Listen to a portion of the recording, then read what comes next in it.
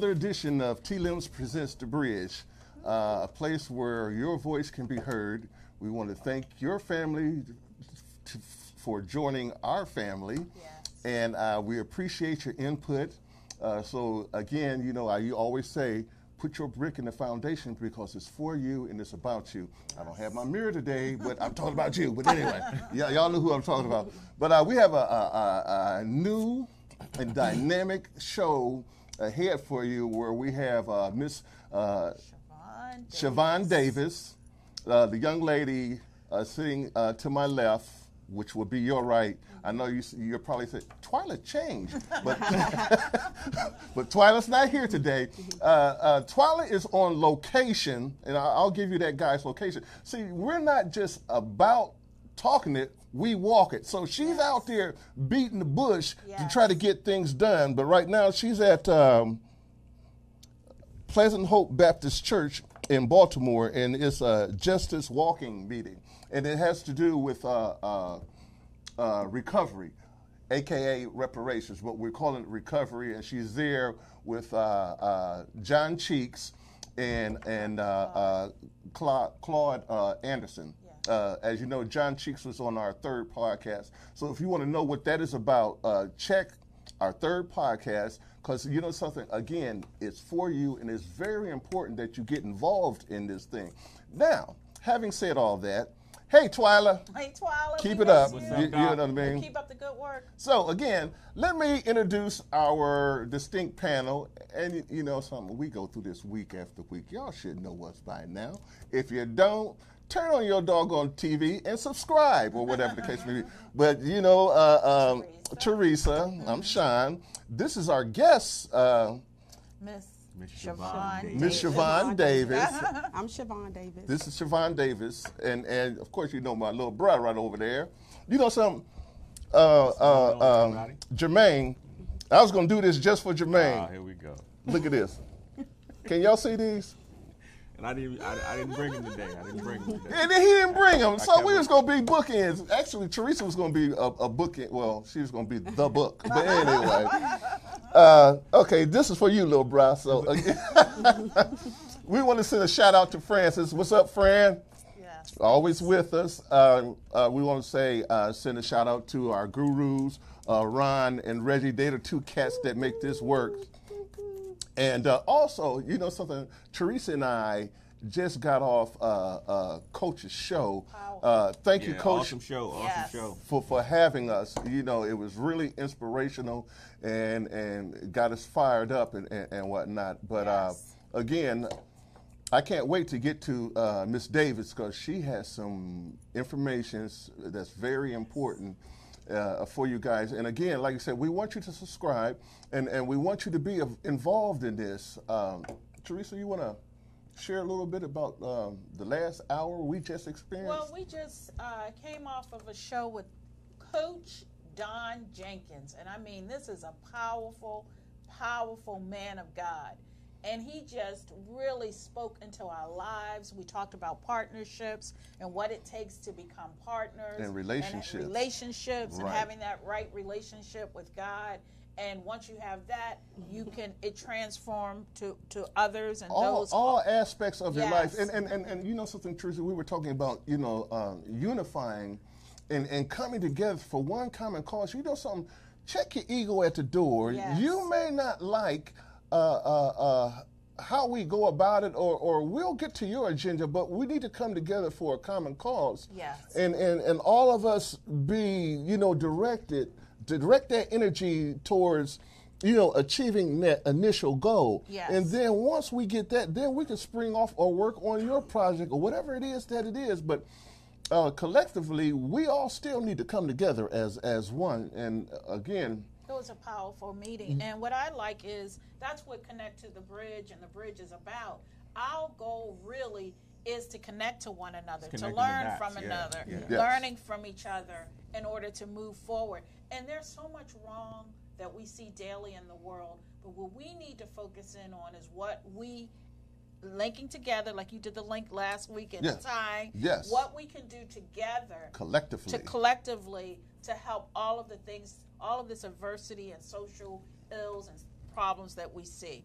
You know something, they had made mention that in the year 2035, I think it is, or 2055, the black dollar will be irrelevant. And we can't let that happen. You know something, now, Twyla was at an event. See, I told you. In what sense, though? In what sense? You said the black dollar will be... Well, you know something, economically, as the ladder and as where we are projected, we're not even on the ladder.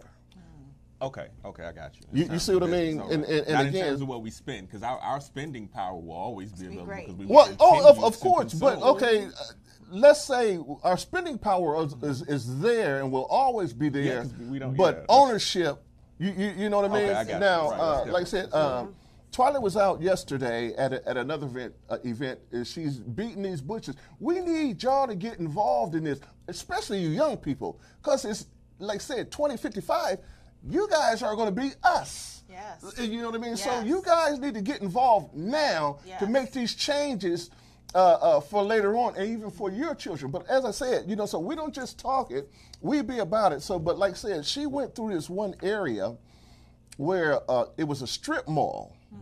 And it was a Hispanic strip mall, and they had the hairdresser, the nail place, the grocery store, this and that, things that would support their community. Right. And the patrons were of their, descent. And so they were supporting one another, that strip mall. Right. And to the point now, and then I'm sure y'all know that, okay, not only did they have the little strip mall, now they have a neighborhood. And then they're going to expand. That used to be us. We need to get back to that. Excuse me. And we need to support each other in our endeavors. The people that's on the Vox Wave, if you have a program, support each other. We have to do it now. The time is now, like we were talking with the coach. Yeah. The time is now, and we need to be involved, all of us collectively, so we can make this happen. Right. I mean, we got to do it. Well, that's an interesting lead-in, because what you guys don't know is that we've known each other since, it doesn't even matter. We've known each other since we were kids, like literally little kids. Like little kids playing cars on the steps. Oh, that's so cool. 5 or 6. So, like what she's doing is very impactful, and I think the awareness needs to be heightened, so to speak. But also her event, for which she's built from bottom up, all by herself. Yes. Wow. From the very beginning, like it should be promoted. It should be on front stage. So, well, before we get to speak with Siobhan, one of the questions I want to ask before we get into that is to make sure that if you have an event that you want promoted, or if you have something out there that you're doing, please send us an email, connecttothebridge.com, so that we can help in that endeavor. And or at Connect to the Bridge on Instagram. Yes. Yeah, Connect to the Bridge. Yes. Very good. Okay. And so we'd like to introduce. Right. So you're going to do the honors. Well, I kind of just broke into that a bit, but as I said, this is Ms. Davis. We've known each other a lot of years, and I'm going to kind of just give her the floor. I think I've said everything I need to say prior to. So. Okay, hi everyone. My name is Siobhan Davis, and again, me and Jermaine has been friends for quite a very long time. Childhood, sandbox, sand, dirt, all of the above. Good and bad. Good and bad. And today I'm here to share with you what I've been doing, and it's actually piggyback on some of the things you had just spoke about with regards to the term where you use community.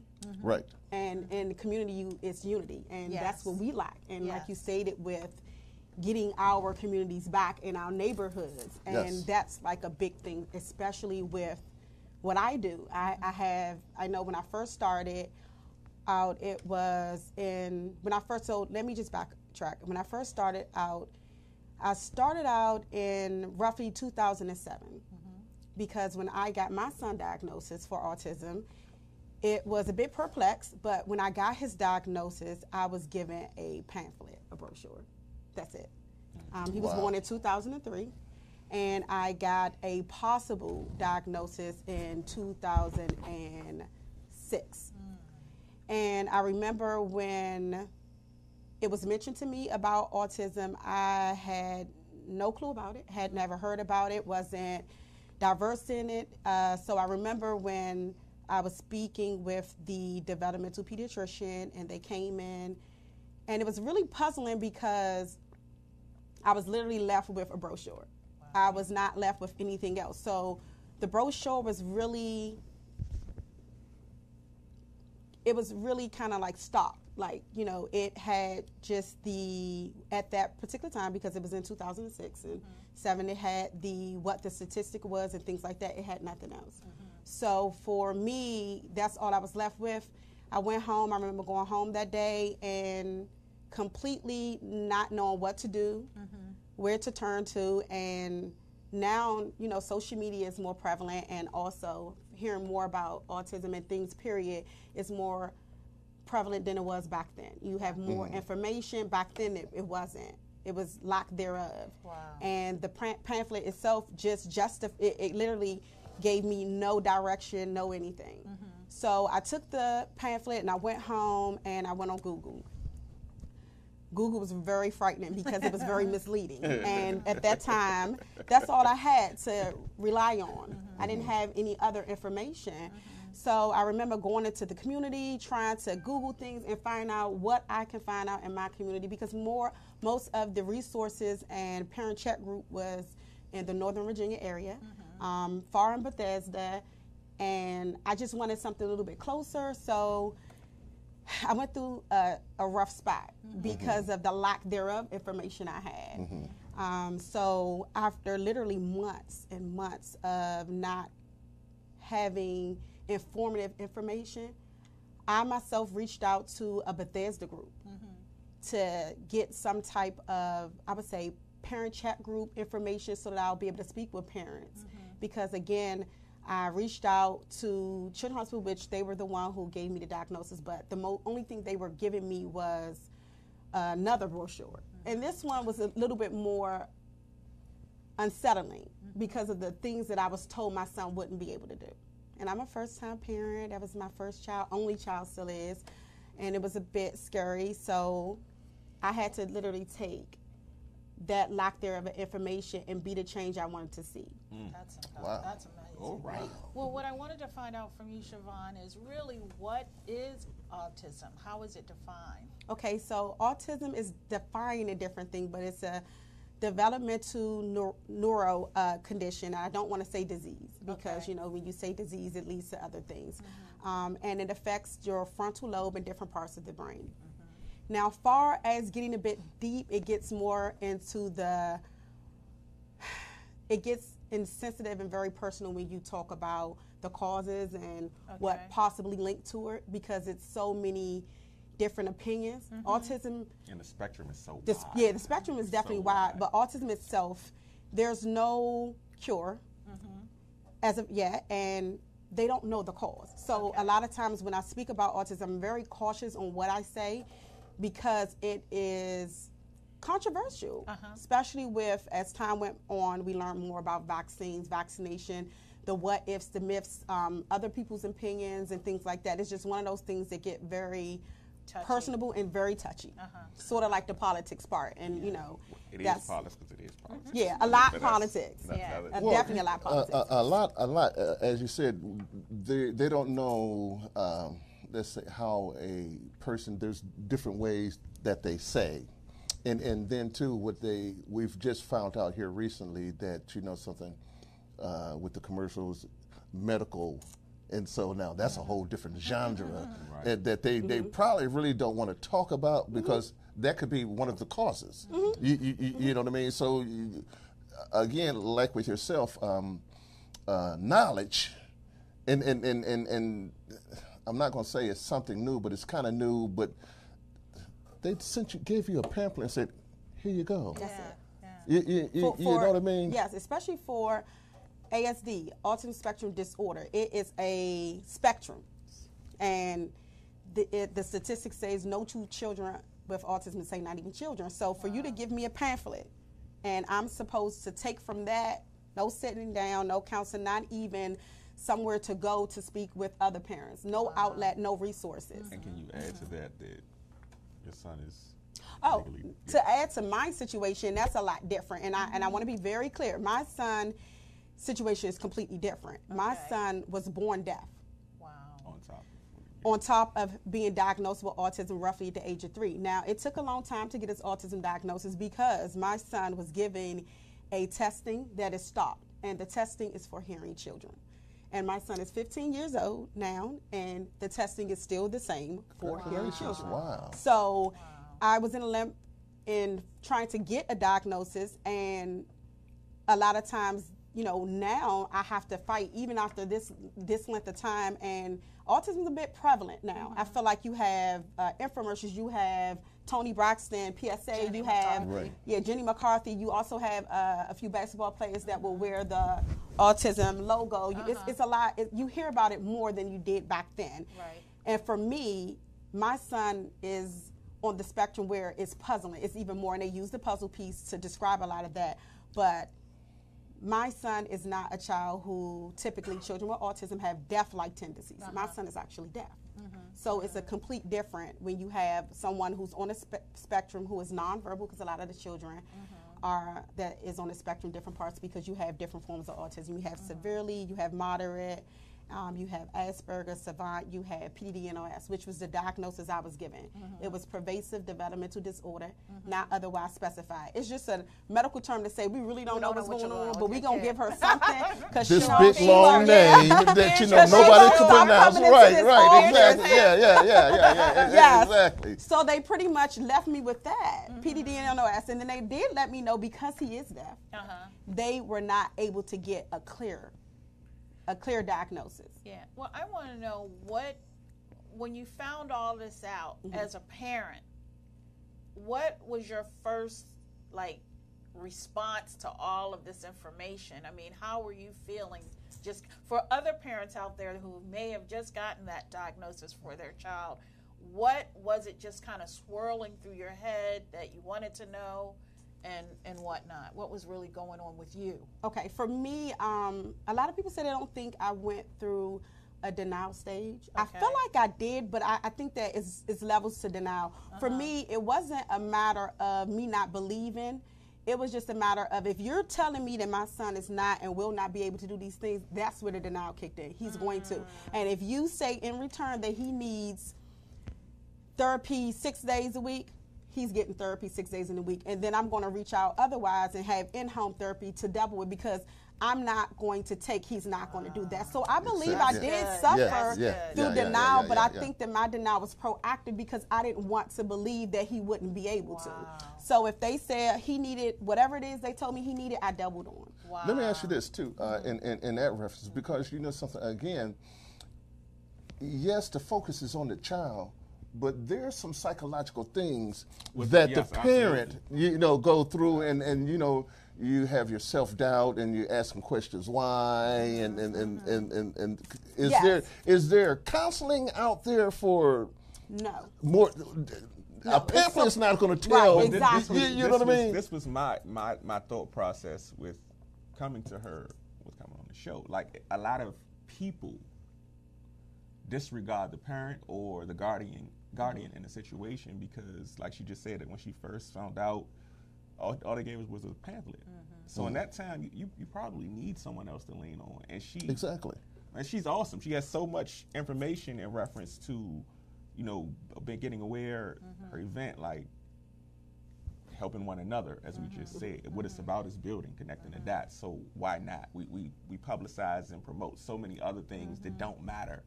On a daily basis. That's true. For no reason. Yes. Right. Therefore, right. Why not try to help somebody else for something that actually is good, a good cause for somebody else. So, and just hearing you say that, it's just making me go back, because I was young. I was still in college, and I was 21.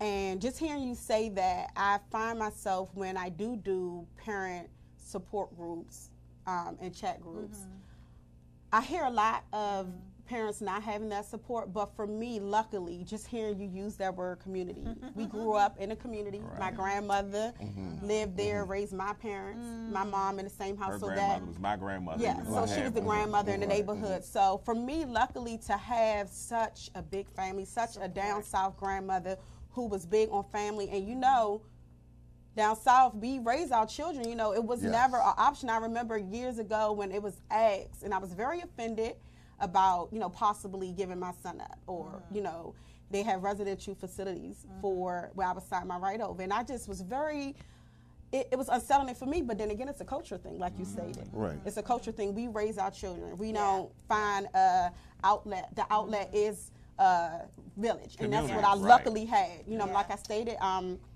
we grew up together. My grandmother she raised her children on the same street. So I had such support. The community, everyone else who lived around there, who knew my grandmother, who watched me grow up, everyone was so supportive. And for me, it was more of I literally can say that I had a village. Wow. In regards to getting your support, and I'm going to play the black-white card, you had to go way to Bethesda to get any kind of information where in our communities there was no. And so you were just like, oh, okay, you know what I mean? So did you find that, I'm making it a black-white issue, white folks, black folks, that's for Twyla. So I'm going to put it just like it is. Right, black folks, white folks. So in the white neighborhoods, y'all had programs, you had this and you had that. I bet they got more than a pamphlet. Oh, yeah, definitely. They sat down with counselors. I got informed. Right. Being out Bethesda, I did get informed. But this is where it's going to get uncomfortable. And and I completely agree. And when I went to Bethesda, I was given so much information. Very encouraging information. At first, I didn't think I would be able to relate. I was the only African-American woman in there. But at that point, it wasn't about color. It was about parenting and mothering. Right. And they accepted me and warm, and they were really eager because and my son was the youngest. Wow. They were so eager to help me get information to the point that it was one young lady from mom from Northern Virginia. I learned so much in one parent chat group. Now, doubling back to not having it in our community, I was trying to fight for that. That is one of the reasons why we started Awesome Action Autism Awareness. And we went to door, me and my best friend, because of the lack of information I had. I just only could imagine other people prior to me and after me who would possibly get this diagnosis and have nowhere to go far as getting information. Luckily, again, I had so much of a support, everything from his pediatrician, who is African American. She gave me all the resources and sent me out to try to help me. But doubling back on the support in our community, I definitely agree it was a lack. We didn't have the information that's needed. Now, moving forward, when we started to because we did our own parent chat groups in D.C., we called all parents, even, again, my son's pediatrician has been so involved. Like, literally, she's became a family member and doing so much. She even allowed me to do parent chat groups in her office. Wow. She extended wellness when you talk about us not having that. She extended wellness more so for the moms being able to have a mental outlet and things like that. Yeah. This is where it's going to get touchy. Outside of a very, very good friend of mine who was in the mix of having an early diagnosis for her twins, she came. Another friend of mine who from a church who came. Outside of about 4 family friends, no one came. Our community didn't come, and we did it again 4 more times, and the outreach, it was to no avail. No one came, no one showed up. Now, here's the thing. When she did have just like a outreach and, just doing a revamp of her practice to broaden out to our community and had Chick-fil-A come, the line was wrapped around the corner, though. The line was wrapped around the community. Chicken. So for me, well, I should have had some chicken. I didn't think about that part. I'll let her finish, but I have an opinion. Yeah, but for me, and I see this so much, and I know that they are going to let me have it, but we have to live in our truth in order to have the change. True. And we want the we want the help, but we're not willing to do the footwork for it. We're not willing to even show up. And that's the part. We're not, we're at this point, she wasn't asking you to do footwork. She just asked you to show and be available so that she can help get the resources in the community, because she's a doctor and she's in an urban area where she's trying to pull that area together for wellness, because it was a wellness center and a private office. So they were not, no one was coming. Well, you know something, I don't know your neighborhood, but I see a lot of people are into that. You said something about grandmothers, and a lot of our teachings we get from our grandparents and whatnot. But see, you know, something back in their day, they used to hide you down the basement. Oh, yeah. Or when company came over, you know what I mean? So a lot of them still had that mentality. You know, I mean, just because they may suffer from some, doesn't mean that they can't learn. Right. You know, and be viable. So again, lack of knowledge make us, you know, ignorant. But hold on. And embarrassed, because I think a lot of parents with me reaching out to our community, I encounter a large amount of young females who were ashamed, and I know they were very ashamed. And you are correct. I think lack of information, because if I went from that pamphlet and believed all those things, I don't know what I would have. I don't know where I would have done or how I would have felt about it, but I was just determined. Like this, it'll influence your thought process. It has to be more. So this is true. Information, knowledge is power. True. Knowledge is not given. Understand the difference. Oh, well. So hold on. Investment of time. Where you invest your time shows what's important. Now, I'm not judging, like she just said. I'm sure this is not going to play out well. But at the end of the day, like, I didn't even get pamphlets for my kids, and they aren't autistic, but I don't always have the answers. But you know what I have to do in realizing my children are all different? I have to invest the time to figure out what each of them need, instead of, well, they need what I give them, and you're just going to take it because I'm the parent. Yeah. And what happens when you do that is these kids grow up, and we see what the result is. Yes. They go where they want to go because they're not directed. It's no parenting. Yes. Okay. So when you're talking about what she did, she was not going to take what they said, and she went the extra mile to invest the time to figure out what's going on. Because the average, I'm not going to take the average thing out. Just what happens a lot of the times is they'll take the pamphlet and maybe not even read the pamphlet, honestly, and just accept it as it is until somebody gives them some information via social media or can you help, like you're waiting for, and when it comes to our children, we need to invest, we need to put the effort in to invest the time to get them what they need long term. The parent, and like we were talking last week, as you know something, everybody can't learn A, B, C, D, E, F, G. They might learn it a different teaching method. Exactly. You know what I mean? But parents are so, this generation of parents, it's just like this combination of, well, listen, if I'm not happy, then how can my kid be happy? And I'm like, I don't think that's how it works. Like whether you happy or not. Right.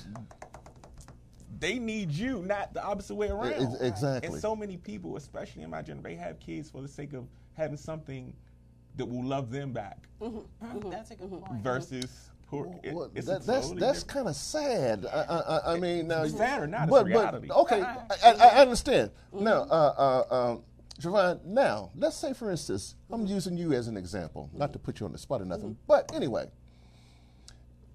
the love that you showered upon your son, you can tell the difference in his development. Yes. You know, versus putting him in the back room. And we talked about this just recently because she informed me of something I didn't know, because, you know, most autistic kids aren't real affectionate. And my son is very affectionate. I remember, again, and let me just say this for anyone who is getting any diagnosis, Google is not consider just information. You have to go out there. You have to ask questions when you're at these doctor's appointments. And if you don't understand, then that is okay. That is when you need to take the time. If the doctor's too busy, then you go up to the front and say, listen, it's some things that I'm not sure if I get and understand, and I need this one-on-one, even if you have to get emails and come in and stay after a doctor's appointment to be able to sit one-on-one with your doctors, I think that matters. Google for me, Google can be very misleading. And that's the scary part. And I think that people feel like right now you can say one thing and they'll say, oh, I'm going to Google it. That is not informative information. It's so vast. Yeah, exactly. Hands-on, I think, for me, is being in the community, speaking to other parents and things like that. And just when me and Jermaine was talking about, far as that, I don't know. It just was different for me. My son, I was told one point with him being deaf that he would lose his voice. So before I even got to the autism diagnosis, I was already afraid that at one point he's giggling, he's cooing, I can hear his voice, that it's going to be a time where this boy is going to smile and nothing is going to come out. So I was already mentally conditioned and worried about that. So when autism hit, it was a blow for me, but it was more so like, no, this is not what's going to happen. When I was told about the emotion part, the lack thereof, I started to see it, and noticed that he wasn't. So what we did is, my family, we were loving all up on him. My son is 15 years. I don't think no 15-year-old get more kisses than him. I mean, they say we treat him like a baby. We poured so much love, and this wasn't just, and of course, this is when you take advantage. You take for granted, the things in life. I can't say I love you because he can't hear. And the part of the brain of understanding, now I have to be all hands on. I have to do everything different. I am loving, we're hugging his dad, we're giving his kiss. He has a godfather that is wonderful. I have had such a blessed life to have strong men. My dad, his godfather, his grandfather on his father's side. I have just had such a great support group. Everyone poured so much in my son, just to let him know he was loved. And he started to mimic, and a lot of kids with autism, they repetitive, they do things, and we started to notice that he will hug you, he will embrace, and he is very affectionate. People are very shocked when they see how friendly. He's very friendly, and he is very affectionate. He loves to be held, he loves to be hugged, and that was harder for me, how you state far as the diagnosis. When they sat down and said that he was not going to reciprocate or have empathy and love and not understand that, I was not okay with that. It was already hard enough that he couldn't say he loved me. Yeah. So for them to say that he wouldn't embrace and hug me, so every day I would make him wrap his arms around me. Wow. And I would let him tolerate it, and when we would go into therapy, they were asking me some of the things I wanted to touch on, and I said, I want him to tolerate, because they have sensory issues, me hugging him. So we would do pressures, and I would smile, and he's deaf, so everything is facial expression. I took everything I could and poured into that because I needed, and like you said, sometimes parents, we need more than a kid. I needed that love as a parent and a first-time mom, and I know he needed it. And I felt like it was a puzzling world. He's not hearing any of these things, and I needed him to be able to understand, you are loved. We're saying it, you can't hear it, but we're going to show you. So we did everything to let him know, and he hugs. Yeah. Love is an action word anyway, but that we can talk about that another day. Go ahead. Well, one of the things I wanted to bring up, Siobhan, is I'm working with an author right now who has celiac disease. Okay. And celiac disease is an inability to absorb nutrients. So they call it a malabsorption disease. Well, come to find out, there's this famous doctor named Dr. Fasano who actually did a study on celiac disease, and he found that a lot of, like autism, a lot of what we call some of them are autoimmune diseases, diabetes, lupus. It's a number of these diseases where the underlying cause is diet. And I know diet is one of the issues, and I know Jenny McCarthy got in a lot of trouble when she talked about vaccinations with autism. Do you want to speak a little bit on that? And both. Definitely. Okay. Let's touch on, like you stated, with the diet. Okay. My son has feeding issues. So if I was to show you a picture of him, he is now, and I would say he started roughly 2 years ago, finally eating foods. And he's this is a little boy who's never had a G2 feeding tube. And he was able to thrive and function and be healthy without that. Now, this is a child who at 10 months had a procedure done, supposed to be a simple procedure, MRI and a CT scan, and he's 10 months. You got to stay very still. And at the time, they had gave him a sedation med, and they gave it to him, and he had an allergic reaction. So he stopped breathing. So that brought all other medical issues, and we started to have dietary issues after that. Now, going to the vaccine, and me and Jermaine had this conversation. This is when everything comes full force. The things that they say to you as a child. This is why children shouldn't have children. I knew nothing about vaccine. I didn't even know the dangers. I didn't even know if it was an option. So me being 21, you have to take, that's what you pregnant, and not even knowing, when I have this child, this is optional, or what it is, or what the mercury is in some vaccines. If I had known then what I know now, my son would not have gotten vaccinated. I saw a change in him after roughly around his 12 months, about his 1 year. I remember when he had gotten his vaccination, and he had gotten sick. He had a fever, and I had called up in regards to it, and the lady was saying, it's common for children to get fevers and things of sort. So after maybe 2 or 3 days, my mother was like, look, yeah, it's common, like 24 hours to 48, but not, so she said, okay, if he continues to have a fever after 24 to 48 hours, that's not normal just for, vaccination. So I had called up there. It's 3 days, my baby has a fever. We go up there, they don't know what's going on. They checked him for sickle cell. They checked him for so much. We had the health department come. They checked my son for everything. They did not find out what was going on. Everything literally declined. My son, mind you, he was born deaf. He was signing. It's different when you have a child that's born deaf. Children coo and babble with their mouth. He does it with his hands. So he was signed. He had, at that time, he was 10 months. When he wanted milk, he would sign milk to me. And he would do that. Look. It's designed. Them babies come out designed saying dad, because he was saying dad first. So it's just something against the mamas. He came out. No, it's not against the mamas. He came out. His first word was dad as well, and he would say more.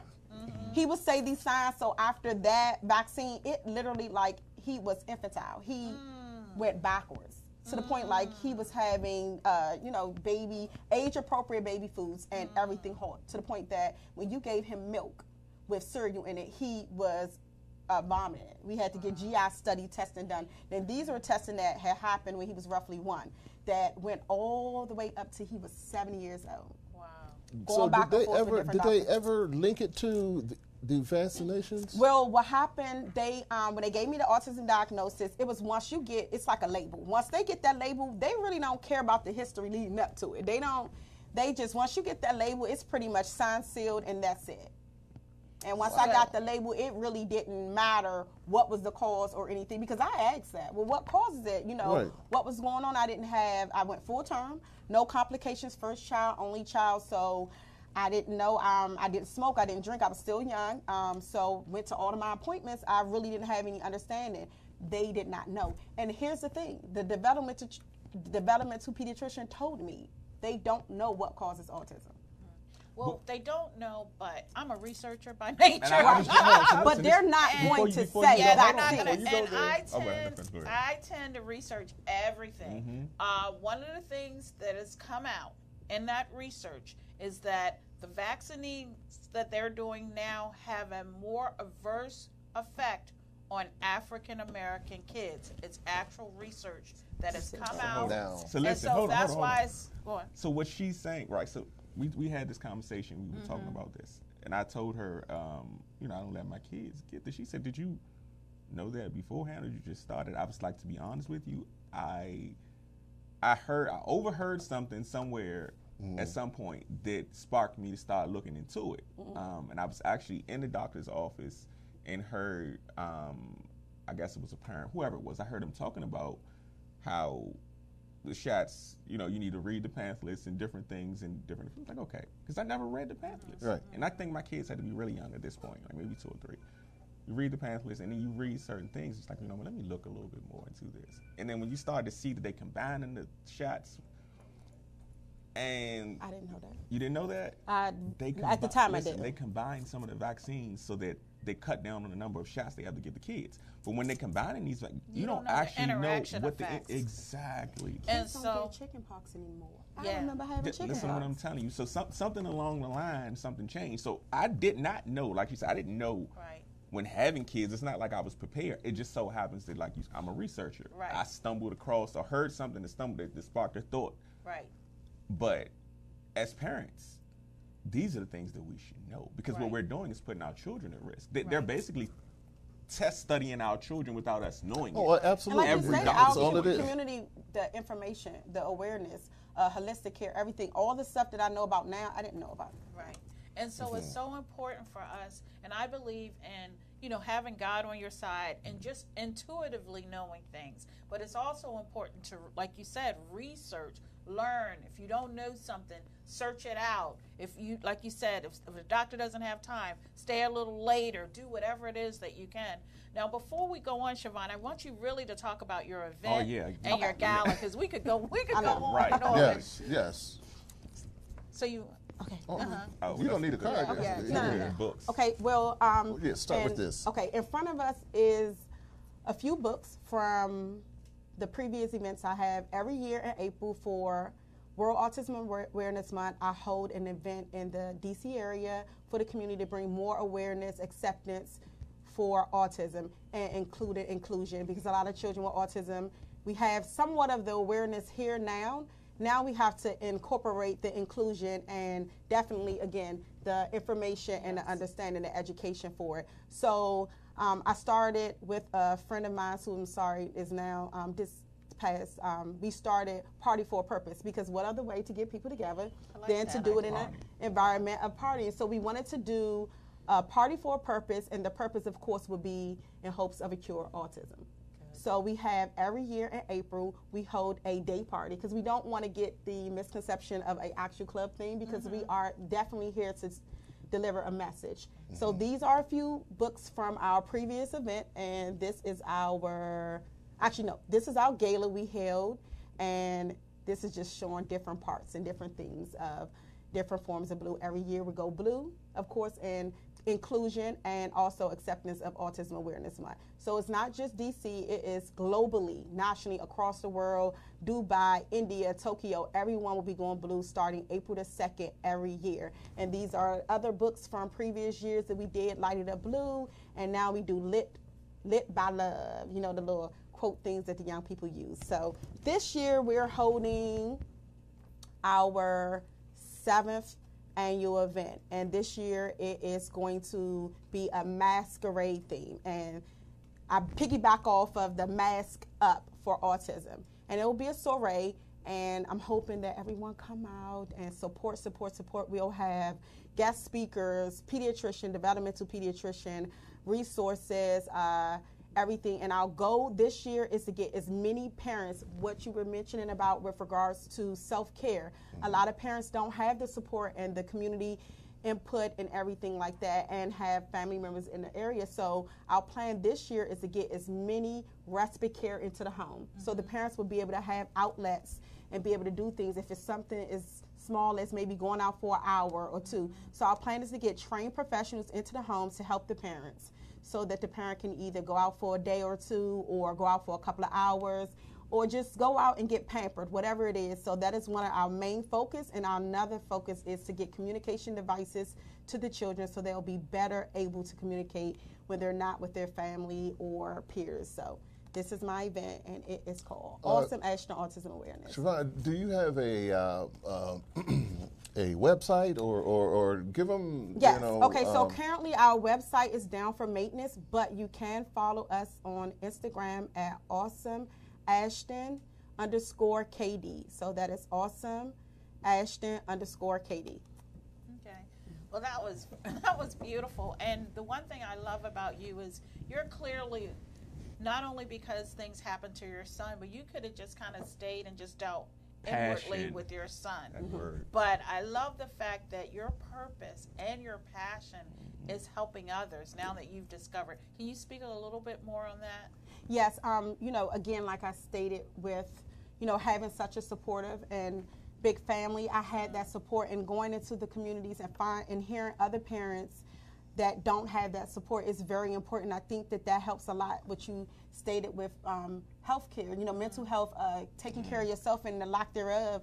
And I think a lot of parents are not able to. So I felt it was very important with me knowing that I had all this support to be able to pour it back out into the same community that supported and lifted me up, because it literally was a village in my neighborhood. And to let parents know that you're not alone. And in doing so, I wanted to be more hands-on. I just didn't want to say you are not alone. I wanted to kind of be out there more and let them see a face, a friendly face, see someone that looks like you. And, many times these commercials, they don't look like us, and the children don't look like our children. So I felt that it was a very dire need for me to get in my community and be, like I stated before, the change that I wish to see. So that was my hope. Very good. But to give her some credit real quick, like not only does she does, but she does it with a smile. Like this is, I love and that's not take that for granted, because this, as parents, we all understand, just to see our children with codes. Let me just slide this in here, and let me just say this. We have been able to successfully, and we do the autism walk as well, we have been able to raise $20,000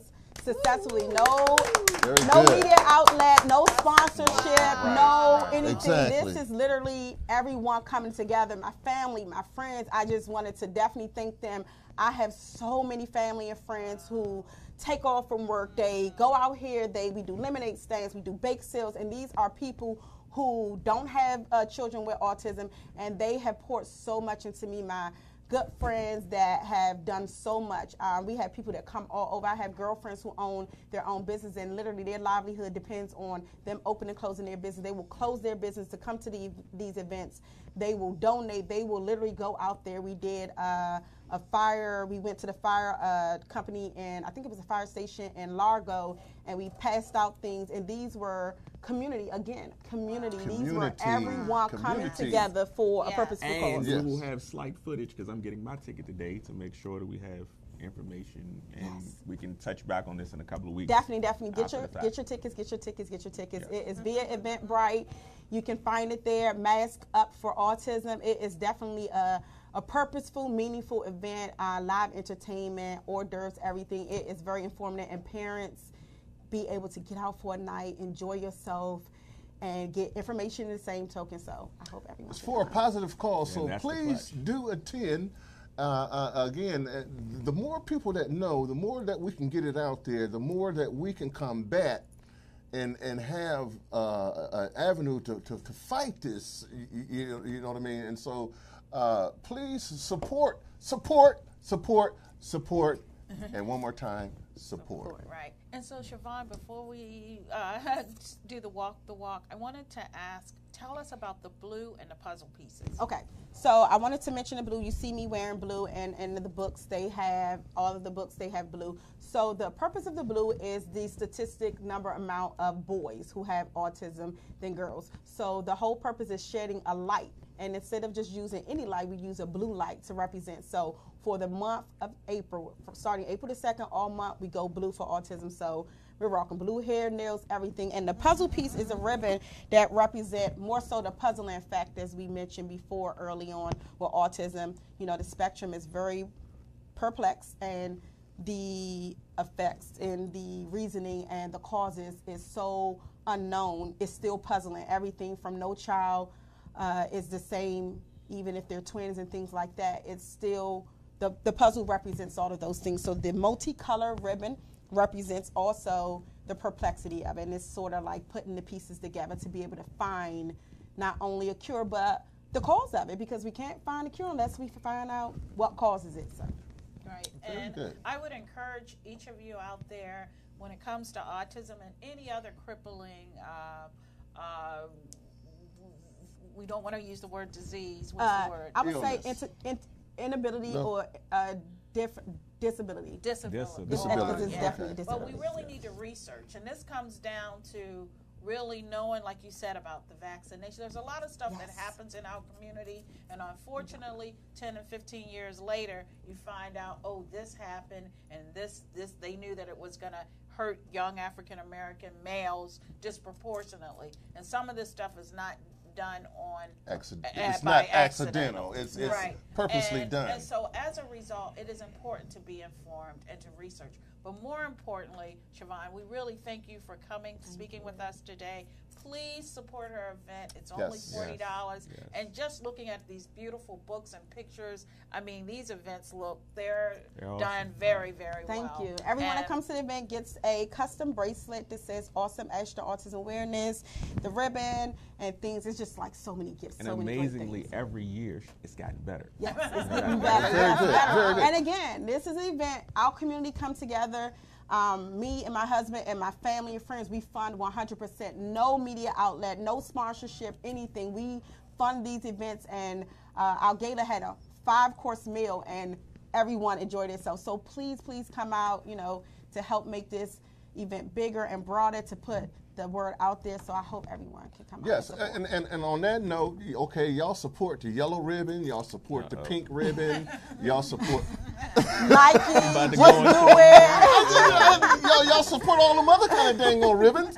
So support this ribbon. Right, I mean, it's a worthwhile cause. Yes. Again, because it affects our future. It affects our children.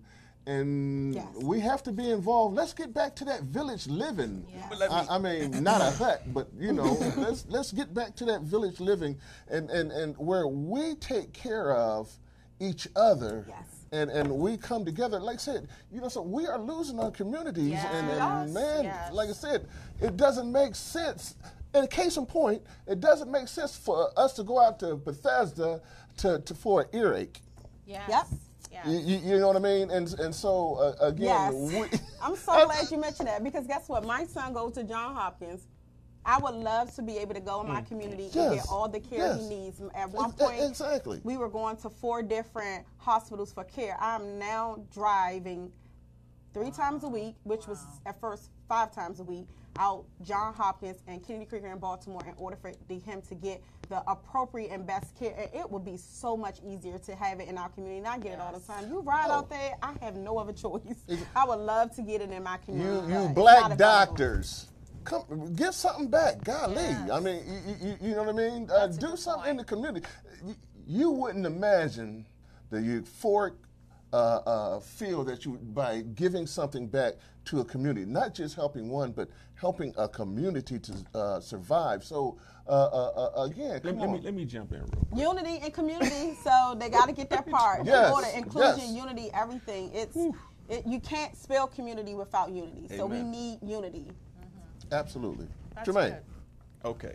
All right, don't. All right, he gonna pull on his black glove, black power. Look, I'm about to say it like it needs to be said. So, when I got out of college, and I was teaching, and one of the things I learned teaching kindergarten, right? Parents complain. Parents talk a lot about what their child is. It's a lot of things the parents say. But what I realized is come parent-teacher conference time, any type of little, the little plays and things that the kids do, where the parents? Where the parents? So what I'm getting at, right, is I get what you're saying. I get it. Yes, that would be nice. But in order for that to happen, somebody has to first care enough to push the avenue. So if we can band together, and again, this is not going to sound like I wanted to, but if we can have candlelight vigils and it's 300 of us for that. And stand in line for the 10 shoes. stand in line for phone posits. Because it's all our people to keep that's lined up out there. Fight to keep the rec centers open so we can go play basketball and ping pong. We gotta do something different. Yes. And it's not a judgment because I'm from exactly the same place that I'm referring to. Literally, we both are. So it's not an indictment on anyone. It's not a judgment on anyone. It comes down to, listen, is it more important that we shade our feelings or we take care of our children? And if that's the case, then we got to do something different. We got to invest more time. We got to go the extra mile for them and not for ourselves.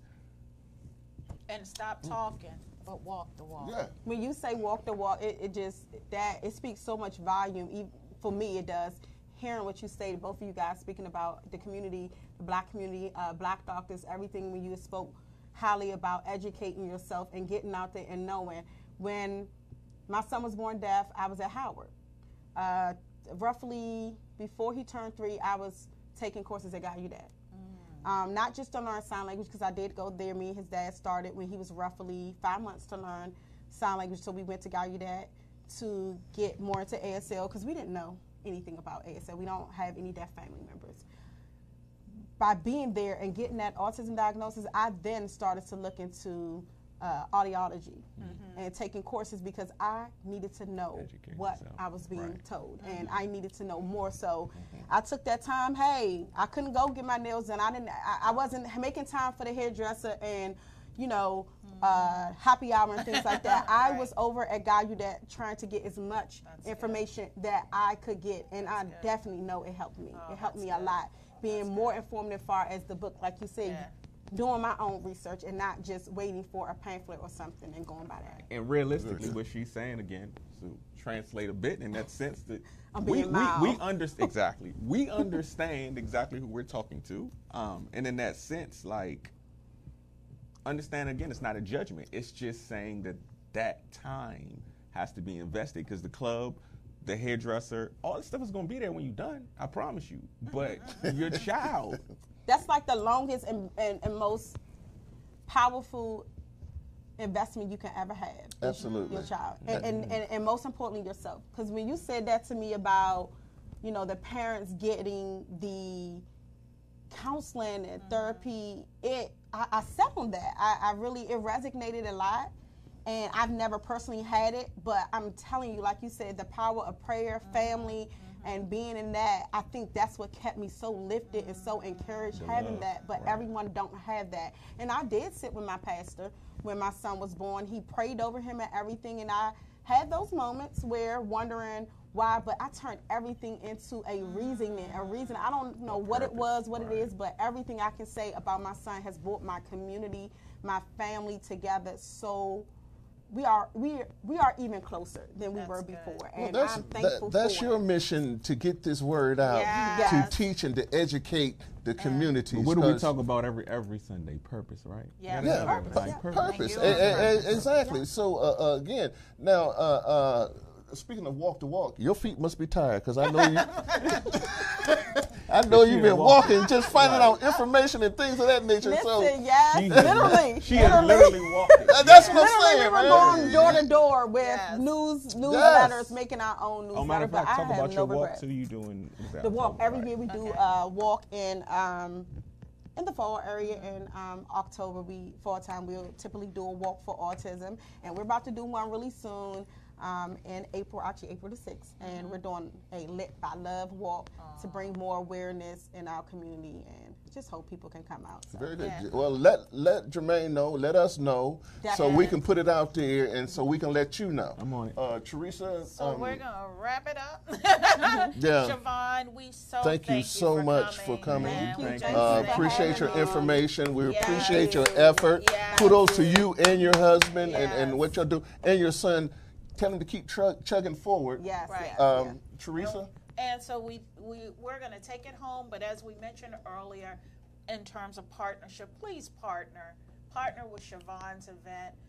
Please support her event, and you'll be hearing from us soon. And so now we are going to take it home.